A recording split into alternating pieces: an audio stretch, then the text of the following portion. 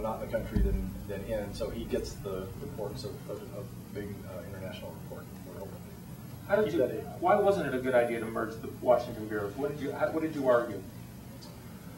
Well, we argued that it's important for each paper and for each paper's readers to be able to have their own staffs in Washington to cover stories that are important to them.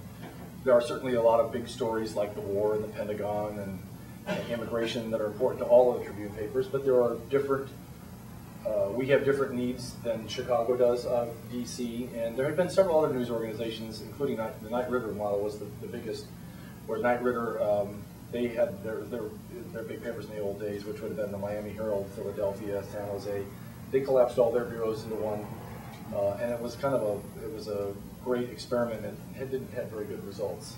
And so, again, Sam's folks, they're learning the newspaper business. We talked with them about what worked with that and what didn't work with that.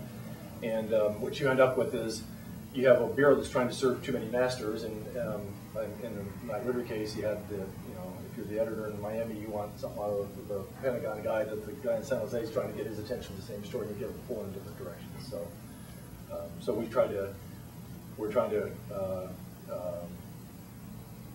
eliminate the overlap, but stay true to each other's missions. And in Chicago's case, they've got two people from the state of Illinois who could wind up in the White House, and you don't want to hold your Chicago Tribune bureau the year that somebody from Illinois becomes president of the United States.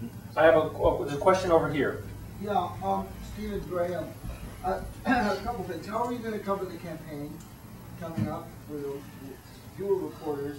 And what are the most popular parts of the paper and the internet? And do the two of them match? We've been on, I don't know the exact number of folks we've had on the campaign, but we've been on the trail since late last year with a whole bunch of people. We've got a really terrific team this year.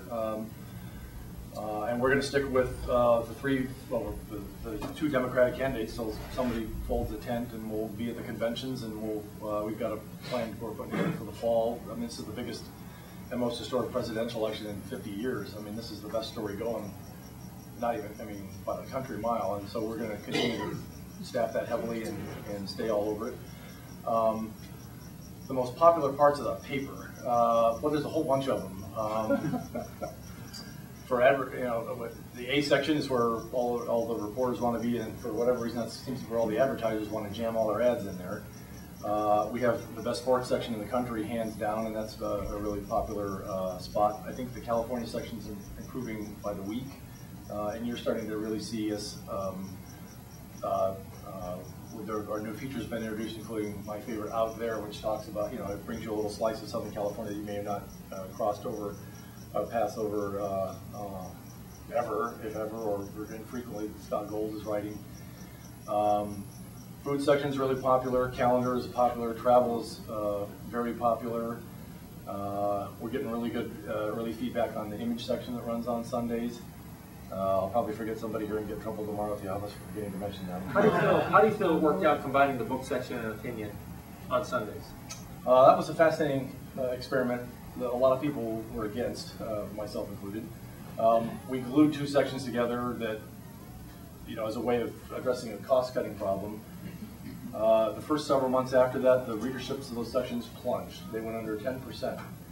And we just got back a new batch of data from the field, and lo and behold, our readers, pretty smart people, I figured out, and the way it was dropped in the Sunday section, you only saw the opinion section. So people thought we got rid of the book section, even though we promoted on the cover. So now readers have figured out what it is, and the readership of that section has jumped way back up to where it was before we did this sort of silly thing. And that's something we're looking at. That's one thing we're looking at trying to fix. Is this is the largest book market in the country. We are hosting the Festival of Books this weekend, which is the largest event of its kind. And one of my goals is to give us a bigger, better, reformatted book section. Just to finish your question, Stephen, about and what's popular on the web.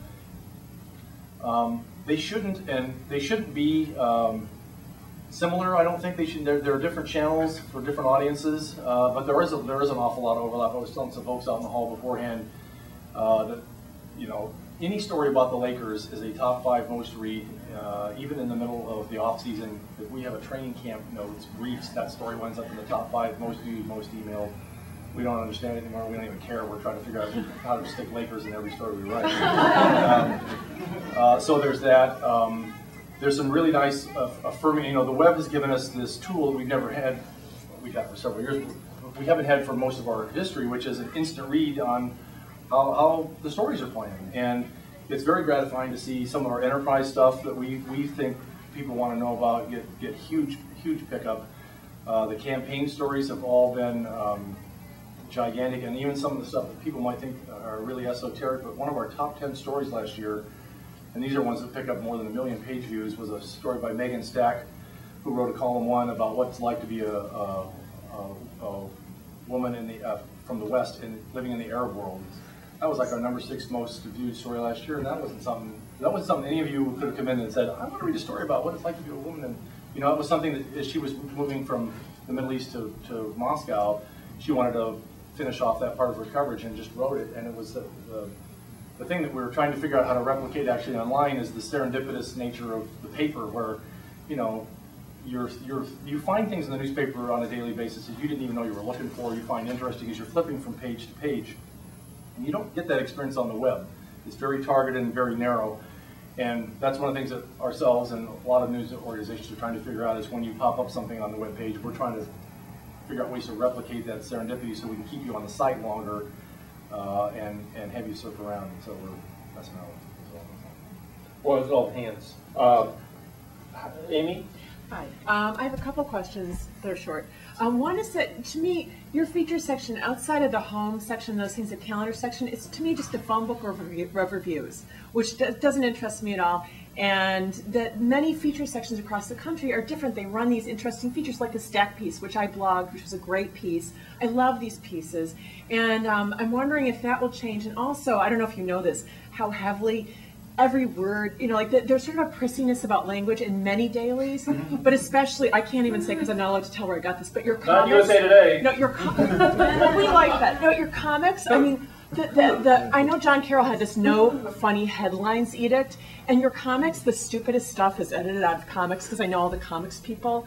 I'm wondering if you'll change that, if you'll be a little less old fogey fuddy-duddy, and have more. There are these great local writers here. Sandra Singh Low, Eugene Volok's never on your op-ed page. Why are these people not writing pieces like the Megan Stack piece? And instead it's just like what the dance was, So. Good question. That is something we're taking a look at. Our feature sections over the last several years have gotten. They're terrific for what they do, but they go deep on one subject with home and food and real estate and travel and image and some of those. And they're very aspirational in nature, which is maybe a nice way of saying they tend to skew high end, and that is something that advertisers really like. Again, there's certainly aspiration from reader standpoint. But one of the things our reInvent report talked about was how do we make those things a lot more accessible to the average Joe. We had a home section a while back about a backyard waterfall, which was spectacular, but it cost $500,000, which is more than the median home price in 3 of our 5 counties. So with a piece like that, one of the things we talked about doing was we need like a sidebar that says how you can get a backyard waterfall for $5,000 or do it yourself for $500. And then that's only a partial of 50. You do it for 50, but your paper never has that stuff. Right. So that's the kind of thing we're taking a look at, and we're trying to come down a little bit out of the clouds and do more stuff that's more relevant to people's lives. I'm not in charge of the op-ed pages, and you have to talk to Jim Newton about that. And I don't mean to pass the buck, but it's just not space I control. We did have Sandra Singh Low was writing for us. I don't know if she was on the web. She was writing for us somewhere a year or 2 ago, and we've talked with her about bringing her back in some. Might have been on our education blog that Bob Sipchin was doing, I think.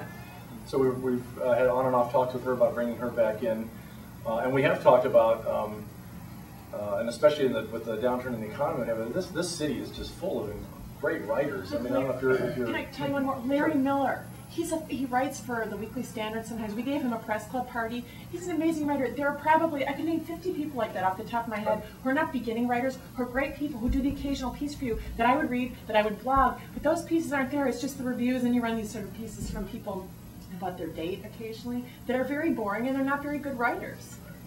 So that's one of the things we're talking about is opening up the paper a little bit more to